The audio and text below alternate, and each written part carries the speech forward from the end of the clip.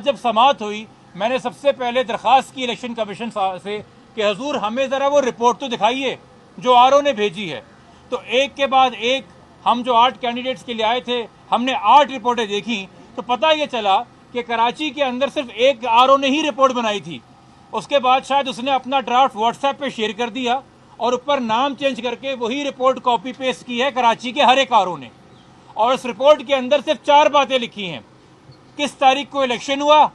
किस तारीख को फॉर्म 45 जमा हुए, किस तारीख को फॉर्म 47 बना और किस तारीख को फॉर्म 48 जमा होके हमने एसीपी को भेज दिया।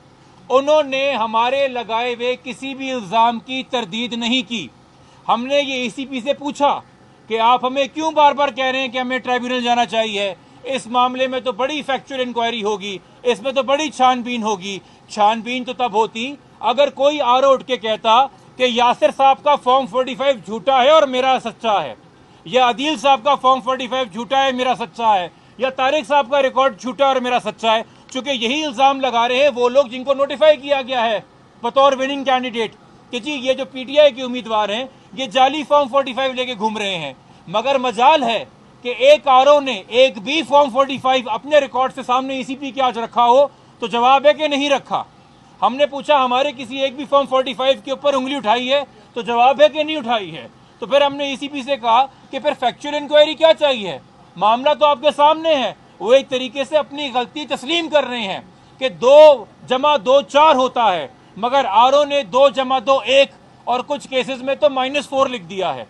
तो ये सिंपल टेबुलेशन तो on the record, on the face of the record है, इसके अंदर कोई ट्रायल की जरूरत नहीं है। और हमने दोबारा बताया ईसीपी को कि खुदारा अपना ये बर्डन जो एग्जेक्टिव के मुलाजमीन ने आप पे डाला है, चूंकि ये डीआरओज और ये आरओज ये एग्जेक्टिव के मुलाजिम थे जिन्होंने अपनी काली करतूत की वजह से जो इल्ज़ाम लगा दिए, जो दाग लगा दिए, जो बदनुमा कर दिया दामन, दागदार कर दिया दामन, वो ईसीपी का किया है। तो ईसीपी दोबारा ये रिकॉर्ड सारा का सारा आरओ को भेजे और किसी एक तारीख में पूरे कराची के आरूज किसी एक तारीख पे किसी एक वक्त तमाम तर कैंडिडेट्स को अपने पास बुलाएं अपने अपने हलके के, और उनके सामने ये गिनती का अमल जो सेक्शन 95 के तहत तमाम तर उम्मीदवारों की मौजूदगी में होना चाहिए था कानून के मुताबिक, उसको दोहराया जाए ताकि दूध का दूध और पानी का पानी हो जाए। हमारी ईसीपी से यही दरख्वास्त थी कि खुदारा के जो बोझ आप पे डाला गया है ये वापस आरओ को लौटाओ, और जब कोई आरओ इस पोजीशन में नहीं है कि हमारे किसी लगाए हुए इल्ज़ाम की तरदीद कर दे तो आपको भी इस आरओ को डिफेंड करके अपने आप को मजीद मुतनाज़ा करने की ज़रूरत नहीं है। इस हवाले से हमने उनको सुप्रीम कोर्ट की नज़ीरें भी दी, हाई कोर्ट की नज़ीरें भी दी और उनका अपना रिकॉर्ड उनके सामने रखा। हम उम्मीद यही कर सकते हैं कि अगर आइन के तहत मामला तय होंगे, कानून के तहत मामला तय होंगे और अदालतों के तहत मामला तय होंगे तो फैसले की तवक्को हमें यह है कि कराची के वो तमाम तर उम्मीदवार, चाहे उनकी मैं नुमाइंदगी कर रहा था या कोई और किसी की नुमाइंदगी कर रहा था, चूँकि मसला सबका एक है, उन तमाम आरओज़ को यही हिदायत दी जाएंगी कि अपने अपने कैंडिडेट्स को बुलाइए और ये कंसोलिडेशन का अमल पूरा कीजिए, और तब तक जितने लोगों को नोटिफाई किया गया है एज विनिंग कैंडिडेट उनका नोटिफिकेशन मुअत्तल किया जाए। हम इस उम्मीद के साथ ही ईसीपी से जा रहे हैं कि हमें जब खबर यहाँ से आएगी तो खैर की खबर आएगी, वरना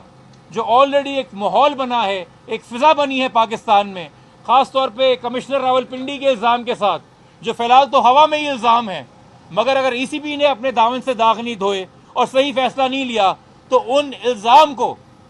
फौकियत ये दे रहे होंगे, उस इल्ज़ाम को खड़े रहने के लिए पैर ये फराहम कर रहे होंगे। हमें उम्मीद है ईसीपी ऐसा नहीं करेगी। हम मीडिया के बहुत मशकूर हैं जो दिन रात यहाँ के ऊपर खड़े रह के ना सिर्फ यहाँ पे इलेक्शन के दिन से अब तक तमाम तर